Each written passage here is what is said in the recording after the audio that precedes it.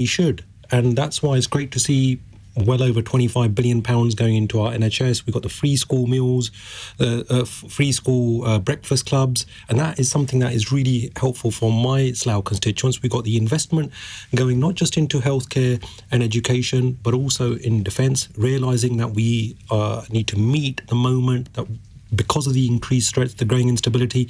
So that's what a government should be doing. It needs to see the circumstances and spend according to the budget that can be afforded. Lisa?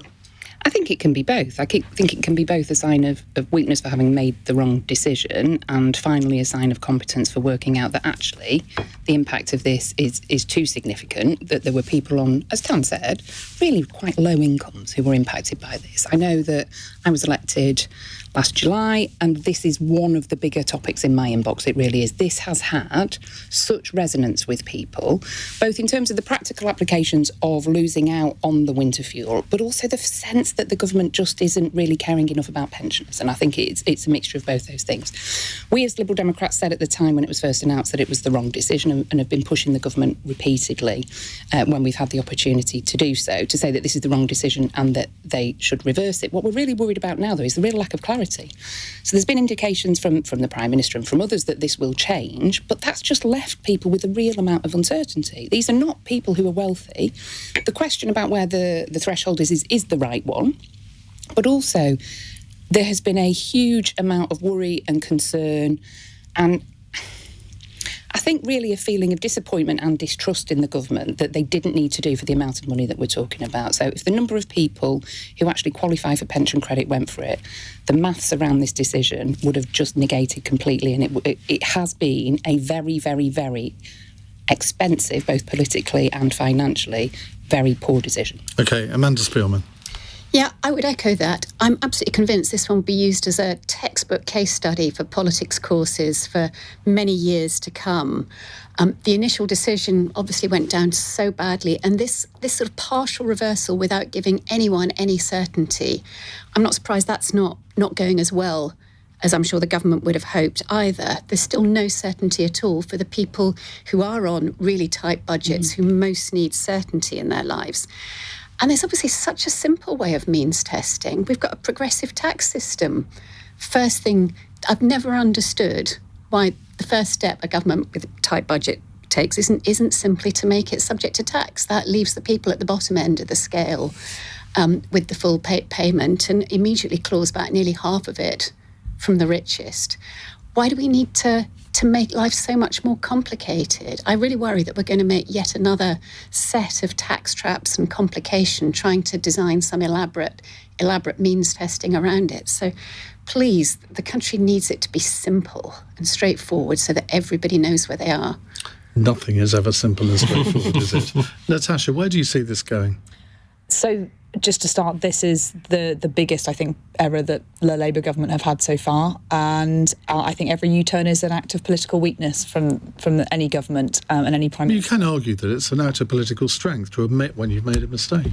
But he hasn't. Has he? I mean, he has not. The Prime Minister has not admitted that why he has done this. We have no reasoning from the Prime Minister about being wrong. He's never said, I'm sorry for doing this. He's never said this was not the right decision. We have not had any reasoning from the Prime Minister about why he now feels that this is the right time to do so. We've only said, we're going to look again at the thresholds. It's the right thing to do. I think he has eventually now realised the gravitas of the situation, and for many Labour voters, for many voters up and down the country, it just became too much. And I think in the aftermath of losing the by-election to reform, I think it just prompted a rethink of what has been Labour's most unpopular decision so far. However, the Prime Minister, I don't think, has learned from how he announced it last year, which went down incredibly badly at the time, outside of a fiscal event, without saying why, exactly the threshold it's going to be. Doing that last year and again doing that this year, I think he's in for now, months of political uncertainty about where this threshold is going to be and what the system looks like. It's incredibly difficult to get those thresholds right, and I don't think he realises that by leaving that vacuum open, every single minister is going to be asked about this for the next 6 months. Well, the problem also is that if he doesn't clarify the details of this, and I don't understand why it has to be in a so-called fiscal event, a friend of mine who is not very wealthy, is operating on an income of, I think, 12,500, so just over the threshold, and was devastated when she heard what was going to happen and she would lose this £300. She said to me the other day, well, will I get it this winter? And I think it's incredibly unlikely. Torsten Bell, the pensions minister, was speaking to committee earlier today, and he, did accept, which is a new fact, by the way, he does accept now in principle that not everybody will get it back. So the richest pensioners will not get it back. Good. That is something that I think most people agree with, but we didn't know that until today. The Prime Minister, the Chancellor have not said where this threshold is going to lie, how it's going to work, and also announcing something unfunded outside of a fiscal event is something that the Labour government never would have done last year in the general election campaign, because the Conservatives, other parties would have jumped on it as an unfunded spending commitment, which is what it is. We do not know how the Chancellor is going to pay for it. In short, Tan, an absolute Horlicks. Well, I believe that agility is what is required, and a government must always see what needs to be done, what can be afforded, but we need to protect the most vulnerable and those that are just above the threshold. Many of my Slough constituents who are affected by that, I hope that the government will be announcing that next week, hopefully within the spending review. Tan's right about agility. How long ago did they make the decision? Well, look, that's where Stick that needle in a bit more, Lisa. Lisa, with all due respect, if something cannot be afforded, the government did go out to try to make sure that we get more and more people to be able to apply and be eligible for pension credit. So that uptake has been considerable as well. And those individuals are a lot better off because the government went on that awareness drive. But now what we've got to do is to make sure that this policy is enacted. We have clarity on it, and I hope that will be coming very soon from the Chancellor. I'm sure we'll never talk about it on the programme again. Right. Let's move on to a different discussion in a moment. It's 8:15. This is LBC.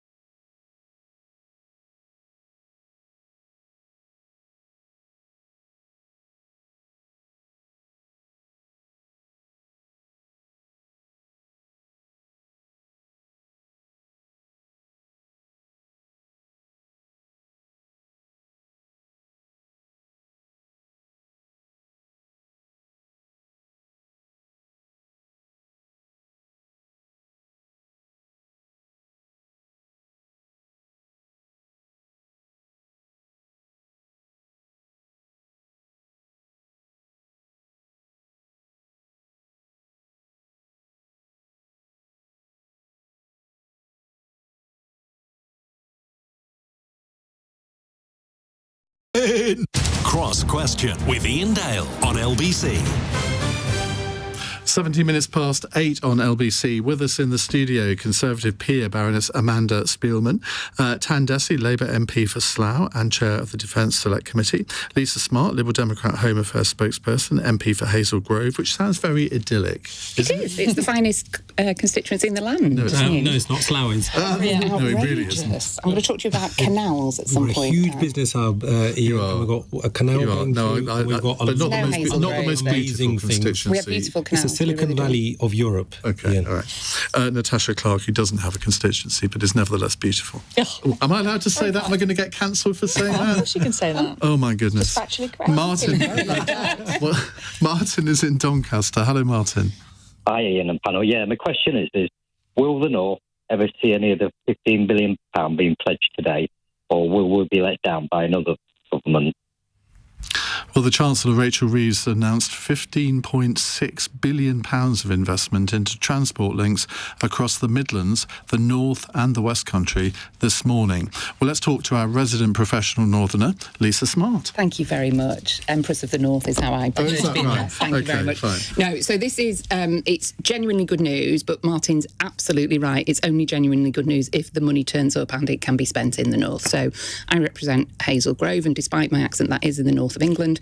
And it is the finest constituency in the land. We're part of Greater Manchester, and so this announcement today impacts us, and it impacts us directly because it means that the tram can come to Stockport, and that's a really good thing for all the jobs and growth and connectivity reasons why transport spending is a good thing generally. So I welcome this, but I also have welcomed previous announcements that the tram is coming to Stockport when they were made. Not just by Conservative governments, but also by the Labour Mayor of Greater Manchester pretty much every time there's a mayoral election coming around. So it's not, it was many times the previous Conservative government who announced and then re-announced but failed to deliver a lot of projects. Some Labour people in Greater Manchester may have done something similar in the past. I'm really pleased about this because we need to decouple the fact that we keep re-entrenching growth in London and the South East. And one of the big things that is really nerdy but really matters is the Green Book, which is the way the Treasury calculates where capital spending should go. That happened, the Chancellor announced today that she was changing that. I'm really pleased because a couple of weeks ago I asked her specifically about that. That really matters because if we want the country to be the best it can be and to thrive, it means investing in the regions, the nations in the regions, in constituencies like mine so that we can get the tram to Stockport, we can get the next phase, which is tram train to Marple, and we can make sure that our areas that are idyllic and the finest parts of the country are able to reach their full potential. Natasha. Yeah, I completely agree with everything you just said, taking all my points, really. I think, the Chancellor has nicked an old idea that Boris Johnson once put on the table. It was a good one to redistribute wealth better for the Treasury. And like you say, they're outdated rules, which essentially mean that you do spend the money where you get the best return. And obviously that's great in terms of that value for money for the Treasury, but does it really help those left behind communities and those people that have not seen the investment that they should have in their towns and cities for a long time? So this is a great move from the Chancellor. I think it will be very good to see that infrastructure. And obviously, lots of people and jobs don't just pop up out of nowhere. There need to be the infrastructure there to support it. This is a good thing. Will we ever see every single Chancellor of every political colour announces every single budget they're going to upgrade the A5, 6, 4, 7 and put billions of pounds into X, Y and Z. Lots of these things don't happen. Lots of lots of counties, lots of areas still do naturally feel left behind because they still don't feel that they're getting enough and seeing enough opportunities in their country, which is why so many young people, once they get out of school, get out of university, head to London, head to Manchester, head to the big cities, because that's where the jobs and opportunities still are. I think the government have made a good start on this one. Boris Johnson's government, I think, also made this a priority. There's a long way to go. Is this 15.6 billion new money? It is new money, yeah. So this is money that the Treasury say that was committed under the Conservatives, but they say that they have now unlocked the investment to pay for it. So it was actually a Conservative announcement? It was a Conservative announcement, but they say that there was no money promised. Yeah. They are delivering on some of the promises that the last government said they would. Because a lot of people will say, Tan, that if they can find 15 billion for this, they could surely find X billion for lots of other things. No, look, one, this is new money. This is £15.6 billion. And also, this is the largest ever investment in connecting up our city regions. And I think this is a watershed moment, as Lisa mentioned. The way that the Green Book is dealt with, that has been overhauled. That's always hindered investment in the regions. I know when I served for over 3 years as a shadow transport minister, especially during happy days indeed, going and standing on lots of platforms across the country, especially in the north, they were always really peeved off, to put it mildly, by the likes of Boris Johnson and other Tories making these soundbite announcements, but no investment, no money behind it. And that's what I think is a pivotal change this time round. And also the other thing that I constantly was told is that they're not really worried as much about the north-south as they are about connecting the west, east-west, and being able to travel a lot quicker. So that I think is very important, whether it's in the north, whether it's in other parts of the country. And I hope that this will be transformative. And having worked in the construction industry for a couple of decades prior to becoming an MP, I know that this will lead to a lot of well-paid jobs and a lot of apprenticeships in construction and beyond. And I think that is also great in terms of getting more people into employment as British jobs, British investment, and that is what will help many of our SMEs and other companies as well. Amanda? Yeah, well, the announcement it's great in principle, and obviously there's this big question of will it actually translate, or will it sort of fade out like so many announcements seem to do. And there's another big question, which is how much of it will actually get to building the transport links, and how much of it will leak away on planning and on Ed Miliband's agenda. A huge slice of that could end up simply not going on the things that I'm not sure I understand that point, because Ed Miliband's agenda, I think probably what you're talking about is net zero and helping us tackle climate change by reducing our emissions, which I think is a good thing and what we should be doing. Public transport is a massive part of that. We can't keep on with the car as the only option for people. There are far too many people in my constituency who would love to take a bus, would love to take the tram, but it just doesn't exist. I totally agree. So I'd like to make sure, as to be sure that 15 billion really will go overwhelmingly actually on building that infrastructure. I think it ticks both boxes, I think is the point I'm saying. I think we've got to make sure that it doesn't go on bat tunnels, for example. Yeah, that's what previously happened. We shouldn't spend £15 billion on bat tunnels. I suspect we all agree. But that accumulation of regulation has happened over decades, and that's a huge challenge at this point, because we've seen how every big infrastructure project for many years now has really. So why did the Conservatives do nothing about that? They're supposed to be the party of deregulation. That's a fascinating question. I think for the last decade, the combined pressures of financial crisis, Brexit, COVID have clearly. I think some of which were a little tiny bit self-induced. I think. Which of those would you think was self-induced, Lisa? Well, without wishing to out myself as the Liberal Democrat on the panel, I might just say the word Brexit. One question that I think is not yet answered from this announcement today, which as a North-Western MP from Greater Manchester, I absolutely welcome. A number of my colleagues who represent really rural constituencies, or, for example, the whole of Wales, are really worried that there isn't going to be that support for areas that maybe don't have a combined authority mayor. So they've been promised all sorts of stuff. We absolutely need to see delivery. Okay. And it needs to be all of the nations in the region. Which part of the country were you from again? I am from the north. Right. Glad we've clarified that. Let's go to a text question from Gillian in Dorking, which is not in the north. Why? Well, it's probably North Surrey, is it? I don't know. Why is this government repeating the stupid mistake the last one made and cutting the police? How have they not learned from what happened 10 to 15 years ago? Now, as a bit of background to this, the Metropolitan Police Commissioner, Sir Mark Rowley, has warned that if the Home Office's budget is cut, which in turn leads to police forces' budgets being cut, then police will have to take what he calls stark choices about which crimes they're able to respond to and which ones they cannot deal with.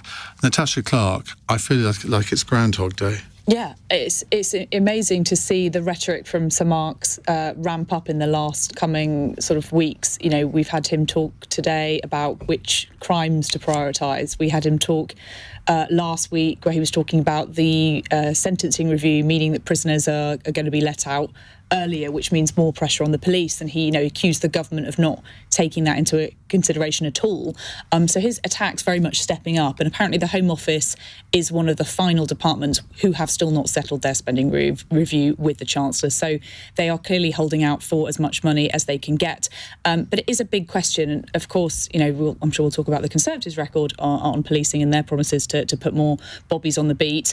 In terms of numbers, didn't actually quite, found that a lot harder than they promised. But actually, it's I think a question for this Labour government. Lots of big promises: halving knife crime, tackling violence against women and girls. Really, really big, ambitious goals.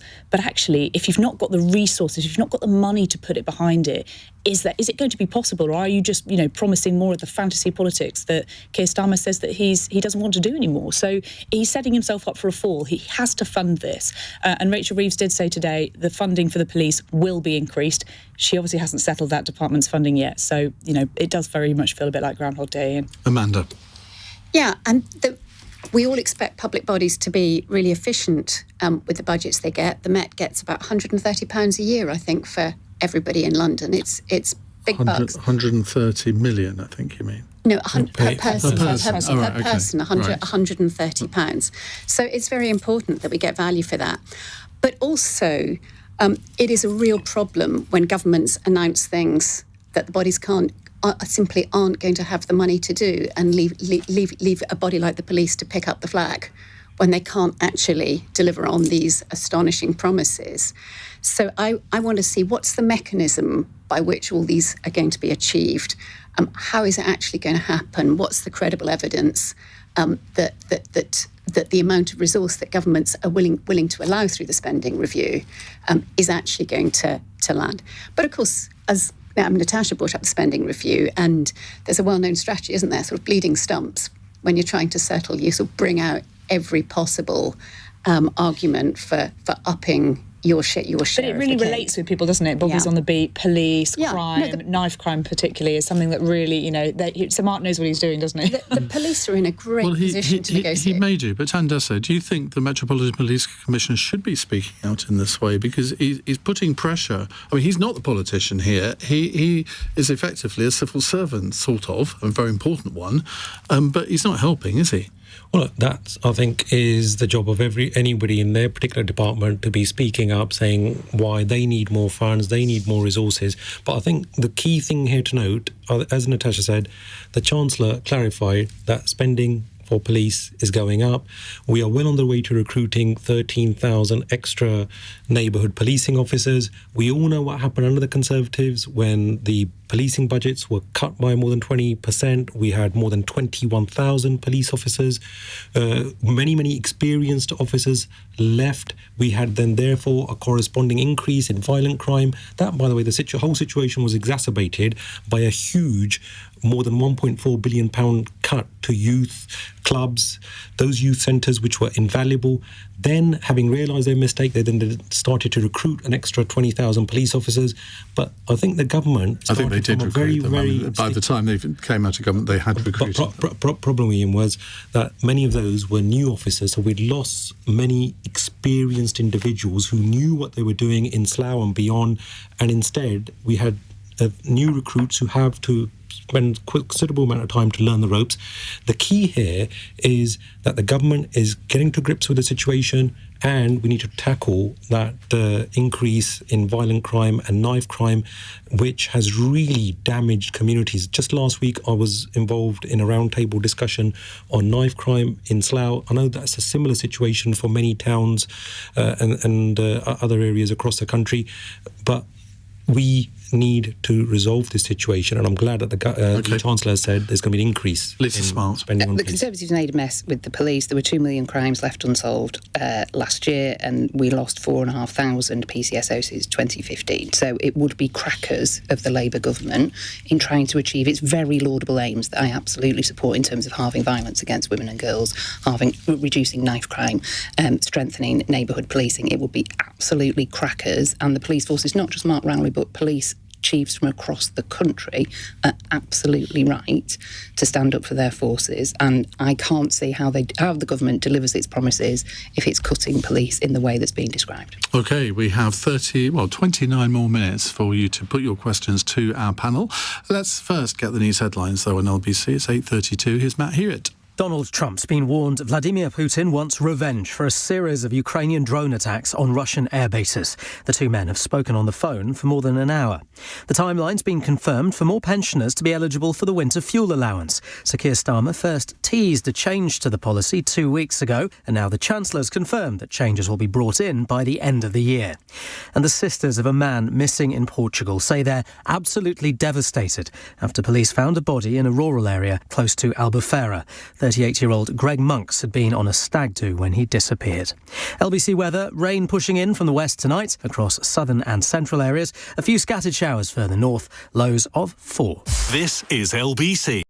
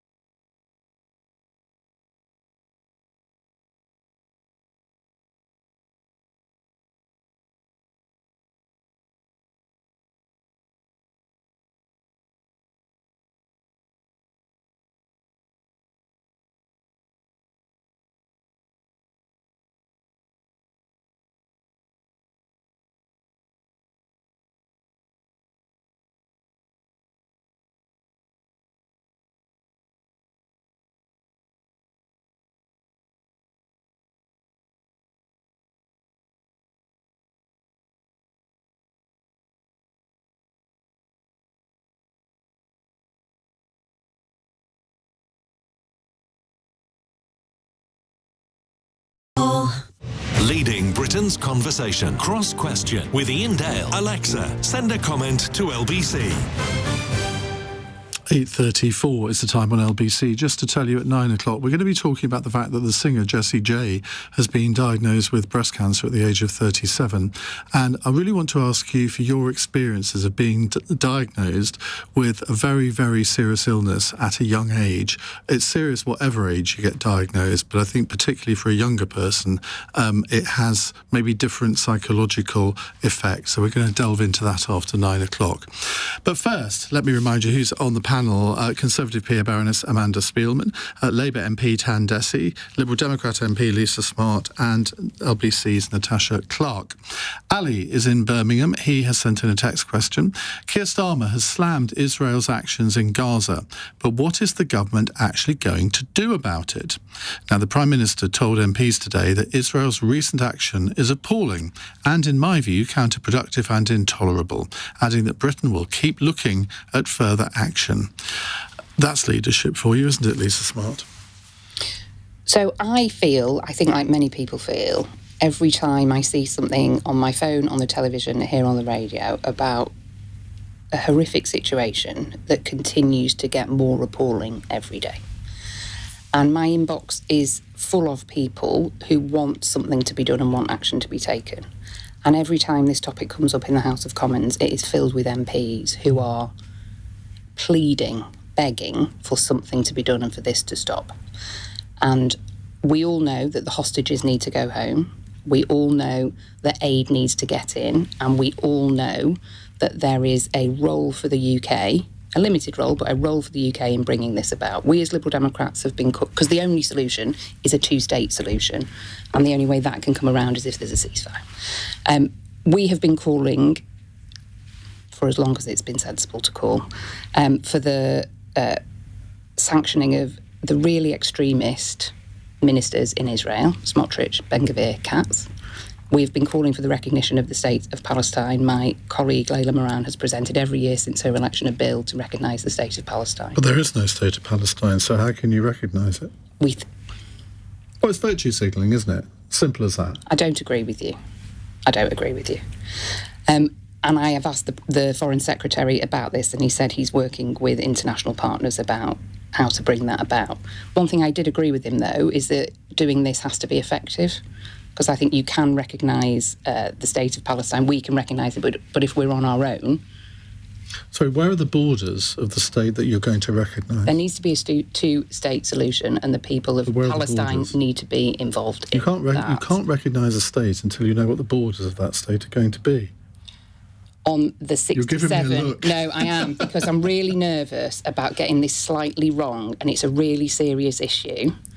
And I want to say the 67 borders are the right borders. But I also want to say that there needs to be a ceasefire, that people in Gaza need to stop dying, and that there needs to be aid brought in. Okay. And I think we do that by working constructively with our international partners. We also do it by doing more than saying we're very cross. We do it by taking the action that's available to us as an important power internationally. Yeah, I mean, Iain, what is happening in Gaza or just in Palestine more generally with 22 more illegal settlements being pushed through by the likes of Netanyahu is absolutely intolerable, and that is why the likes of me stood up again in Parliament, calling for the government to do more. I know that there is a vote in the United Nations Security Council today. I hope that our government will be pushing for an immediate ceasefire, the release of hostages, a surge of aid. What Israel is doing, as I said in the House, it almost seems that they're weaponizing starvation, and that cannot be allowed to happen. Aid must go in unobstructed, and we, as Lisa said, we need that two-state solution. We need to ensure that we're working with our international allies, and there needs to be an increase in the sanctions. I know that the government has already sanctioned certain individuals who have been involved in illegal settlements and settler violence, etc., but that needs to be increased. But ultimately, I know that the government has been saying, well, look, we're giving another £101 million to the occupied Palestinian territories. We're working to get more aid in. But it just seems to many of my Slough constituents, to me, to others, that people are just getting angry, they're getting frustrated because Netanyahu's not listening, and neither are Hamas. This whole situation is absolutely devastating, with tens of thousands of innocent children dying, and Israel just continuing with this bombardment, including of hospitals, of schools, and they've been forcibly displacing Palestinians, which is absolutely intolerable in itself. And then they're forcing them from one place to another, and then they're bombing those particular places. Even the way that this aid distribution is happening, absolutely ridiculous. That should be done through proper aid agencies, not whereby they then force people to walk over a mile to go and get aid, and then they have to walk through which are deemed to be combat zones. That is why we have been pushing, by the way, on a cross-party basis, the government to say we need to work towards an immediate ceasefire, get those hostages released, and we need to especially compel or persuade our American allies, because I think Netanyahu's only listening to Donald Trump. He doesn't care about what... Even Donald Trump is tiring of Netanyahu. Yeah, I mean, I know Netanyahu then had a go at Keir Starmer and other Western leaders, European leaders, and I know that our government called in the Israeli ambassador, and that all of that is good, but until that message comes from Donald Trump, I don't think Benjamin Netanyahu is going to be making And changes. do you agree with Lisa that a Palestinian state should be recognised by the British government? We need to have that Palestinian state, and we need to stop these illegal settlements. Two-state solution is the only way out. Do you think the British government should recognise a Palestinian state now? I know that there is a conference happening on this very issue, which is being led by the French and the Saudis. I hope that our government will be joining them and getting that recognition of Palestine embedded along with that two-state solution, because as some of us have realised, that Netanyahu is just pushing, whereby he will be in a state whereby there is no two-state solution, because he has moth-eaten the West Bank to such an extent, and Gaza, that the two-state solution becomes unviable. And when I went out to the West Bank with other parliamentary colleagues, it just seemed like one of those colonial-era gradual land grabs. And as a history student, I came back and I stood on the floor of the House that was something that was done centuries ago. This shouldn't be happening in the 21st century. And I tell you what, Netanyahu is not just disastrous for the dying Palestinians, he's also a huge PR disaster for Israel and the Israeli people. I think he's trying to grip onto power, but that is to the detriment of everybody involved, and it's not helping the hostages to get released either. Amanda? Yeah, I mean, I think everybody pretty much, every sane person I know recognises that in the long term there's got to be a two-state solution.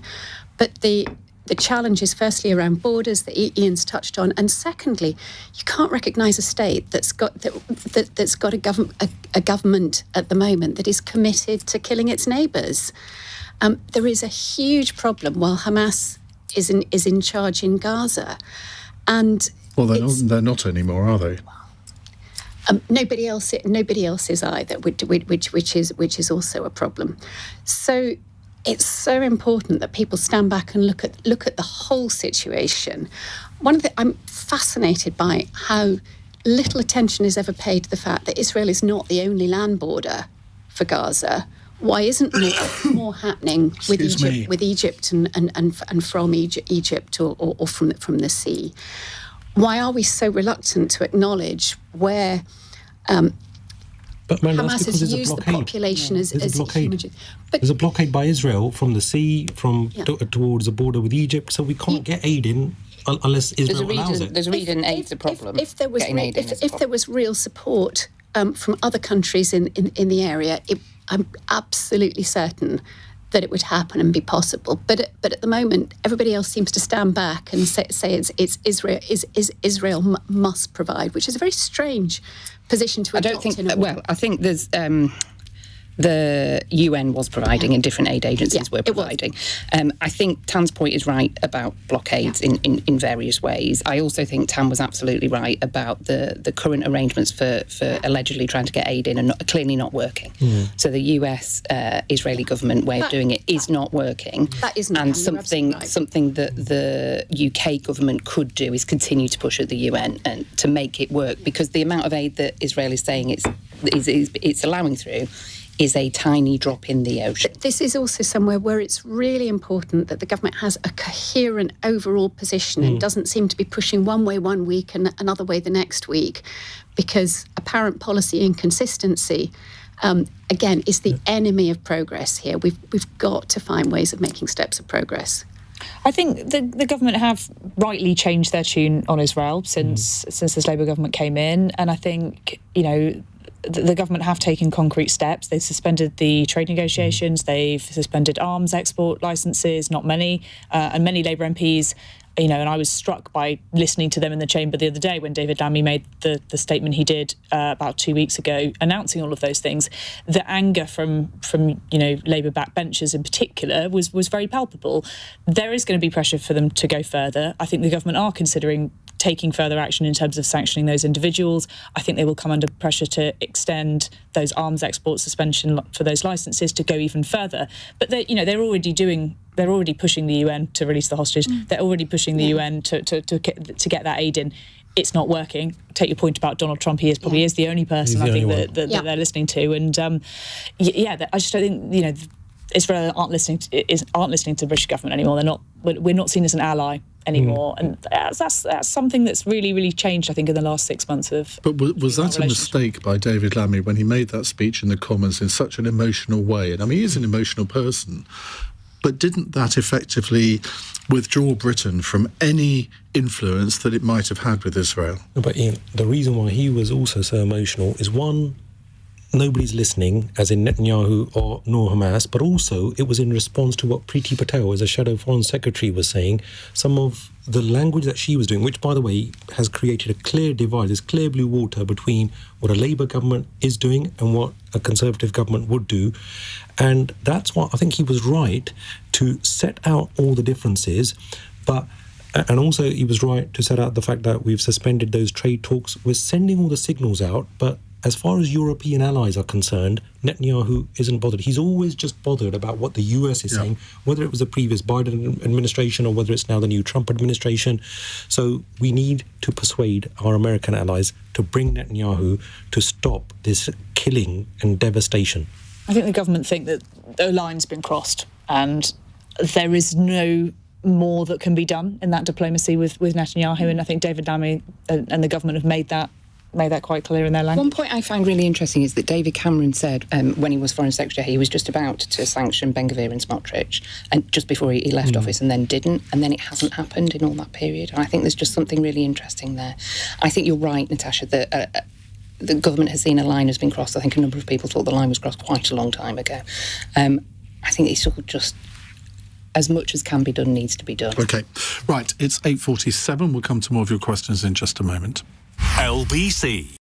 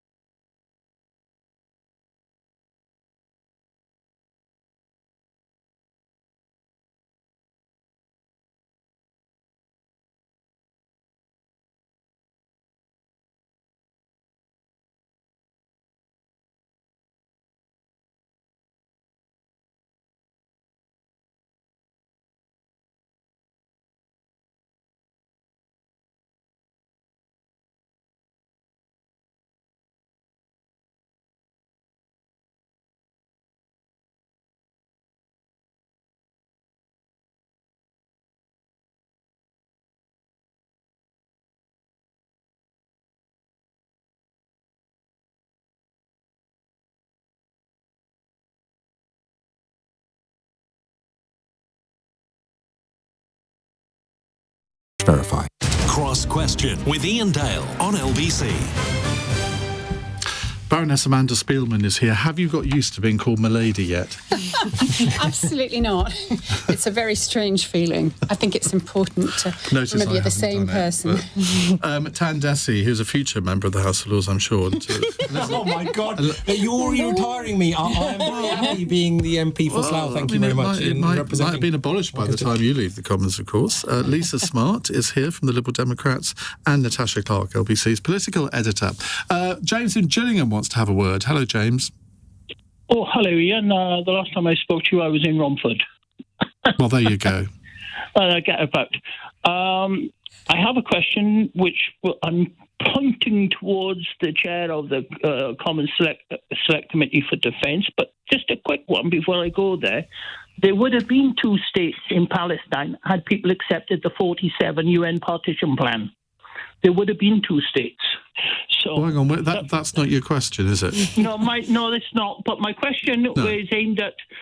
I was listening to Keir Starmer at the beginning of the week with the publication of the Strategic Defence Review. Very welcome. But where's the money coming from? Well, let's go to the chairman of the Defence Select Committee, Tan Dhesi. Look, that's for the government to set out. I don't speak on behalf of the Prime Minister. What I do know is that we have a serious issue on our hand, and I hope that the Prime Minister, the Defence Secretary and others actually set out the message to the public, because we need to get the public on board with what is happening. The various briefings that I have been privy to, whether it's at secret level, at classified level, during my work within the Defence Committee or as a member of the Joint Committee on the National Security Strategy, everybody needs to realise that the UK is the 3rd most targeted nation on the planet in terms of cyber attacks. Yep. Russia, our key adversary at the moment within Europe, which is causing havoc in Ukraine and across many other parts of the world, but especially in Ukraine. That has transitioned into a war economy, spending well over 40% of its budget on defence. By the way, when they've armed, then even if there is a ceasefire in Ukraine, then we need to bear in mind that they are fully armed. So therefore, we need to recognise that. Thirdly, Ian, we've got the issue around China and many others who have been arming to the hilt. A lot of people are spending way more than us. And along with that, we have the Trump administration, which has clearly stated that their focus is now on homeland security and on the Indo-Pacific. That was brought home to us during our recent Defence Committee visit to the USA when we were in Washington, D.C., meeting up with members of Congress, as well as senior officials at the Pentagon and at the State Department, and when we went out to JFC Norfolk and to see where the new submarines and aircraft carriers are being built. As far as the American administration is concerned, it's time for the UK and other European allies to step up to the plate. So we need to be more aware of that changed climate, and therefore we have no option but to increase our defence spending. And I think that is widely being recognised by more and more members across the House. So the Prime Minister, he wouldn't be discharging his primary duty to the country to keep the country safe. So with that context, it is now up to the government to figure out where they're going to be finding the money. I know that that will lead to difficult decisions along the way. They've made one recently with the announcement around international development funding. But ultimately, what we're going to be faced with, by the way, Iain, later on, there will be a NATO summit happening this month, where I understand that the US administration will be pushing for a 3.5%, forget 2.5, forget 3%, a 3.5% spend on hardware, so defence hardware, and then a 1.5% on top for other issues such as intelligence. You could have transport infrastructure in there, and a lot more besides, along with perhaps cyber centres, etc. So that's what we are dealing with, and I hope that the likes of yourself, Iain, and others will be discussing these issues more and more so that we win over public opinion and we realise that that is what is the need of the hour. Right. Stephen says, Iain just congratulated Amanda on being made a Baroness. I'll switch off now. Don't slam the door behind you, Stephen. Amanda. Not on that, on defence.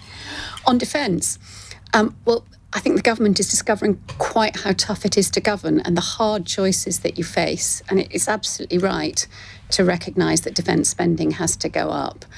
And it's really important that sensible, pragmatic choices are made about how to fund it, and that those are things that the government can sustain, that they aren't things that yet more decisions that get reversed a month or two down the line when a big fuss is made about whatever those tough choices are. We need certainty for the economy, for individuals, for planning defence spending. Please, let's have clarity and confidence and consistency. When Mark Francois was speaking to you earlier this week, wasn't he, Ian, about this, and sort of saying that these contracts take 10 years to sign off and seal and deliver, and companies need to know whether we're going to reach that 3.5% and when it's going to happen.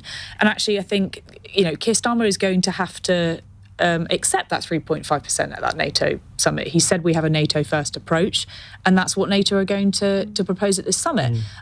It kind of makes us now look like we are lagging behind, because we are not even committing to 3%, and all of NATO are going to be asked to go to 3.5%. And he will say, we will go to 3.5% and I'll set out the money later.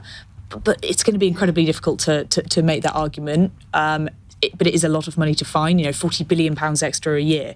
It is a lot of money.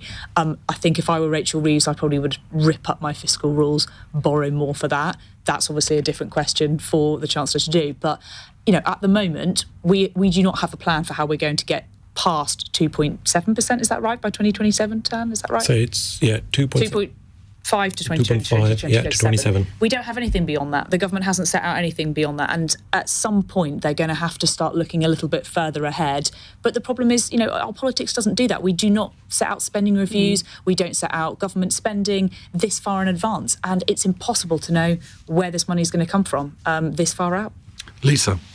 We Liberal Democrats agree that the government needs to spend more on defence, because if we can't defend our country, then other lovely things that we might all like to spend money on are not worth the paper that they're written on. So we agree with that, and we've been calling for that for a long time. We've got plans on how we get to 3% on defence spending, and that includes things like moving the digital services tax from 2% to 10%, which means the big tech giants don't get quite as much from their algorithms. We think that's a really good and healthy thing. We've made some changes to capital gains tax so that those people who make the most in cap gains pay the most. We'd move the threshold around a little bit. We'd bring in gambling services taxes at a different... How much does that raise you in total? Which one? All of them. So it gets us to 3%. Okay.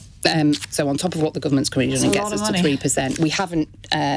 calculated where future plans for NATO will get us, but that gets us to 3%. It is a lot of money, but I think it's really important. Doable? I think it has to be doable. I do worry about the cutting international development aid. It's a field I worked in for a while, both as a trustee and as a director of a company, and it's an area that gives you a huge amount back. It really does. So if you're spending money in areas where there is conflict, there is less likely to be huge amounts of migration coming to this country. So if you spend more on overseas development aid, you end up having to spend less on housing people in inappropriate asylum hotels in constituencies like mine. So I think we do need to look bigger picture, we do need to look longer term, but we've got some specific plans on how we pay for it. Right, time for our fun question, although I'm not sure I would regard this as a fun question. It's actually quite a difficult one because I can't think of an answer to it. Damien in Exeter says, Jackie Chan says country music helped him learn English when he first moved to Hollywood because country singers tend to say their words quite slowly. What's the most bizarre way you've gone about learning something new? Who would like to start? Amanda. I knew you were going to finger me. I think I would take inspiration from bees and their waggle dance. I'm not saying that I've ever actually learnt anything that way, but the idea that you can memorise a route by moving around a room in a certain way is just so gripping that just being asked this question has made me want to go away and work it out and try it. Lisa Smart. I am learning on a daily basis how not to get shouted at by the Speaker of the House of Commons. And it's by asking concise questions. My fellow professional northerner. By asking concise questions at the appropriate times. But it is a daily learning experience. That is an interesting thing because I always think a 3-word question is so much more difficult to answer than some of the longer ones that MPs ask ministers. All the ministers have managed to obfuscate on meander around on those 3-word questions. Ministers would never do that. Never do such a thing, and that's especially not Labour ministers. But anyway, I don't think it's too much of a funny question. You know, I mean, apart from I know Amanda managed to get waggling bees and everything else that's going on there. And by the way, Lisa, if it's of any consolation, I've often been cut short by the Speaker for a variety of things. But I think the way that I try to memorise things is just try to bullet point in my mind, but not all of it comes out as you would want. But are you going to answer the question? So that's in terms of trying to find out a memorisation technique, is trying to just bullet point the key issues in my mind and then try to get that out. But I don't know that. I don't think that's too funny. Very funny, it's not really funny. No. That question isn't. No. Well, I think we need to do better on the questions, and you need to work on your sense. Yeah, precisely. Yeah. That's just mean. Waggling bees is, I think, Amanda, well done. A waggling bee. Natasha. It is.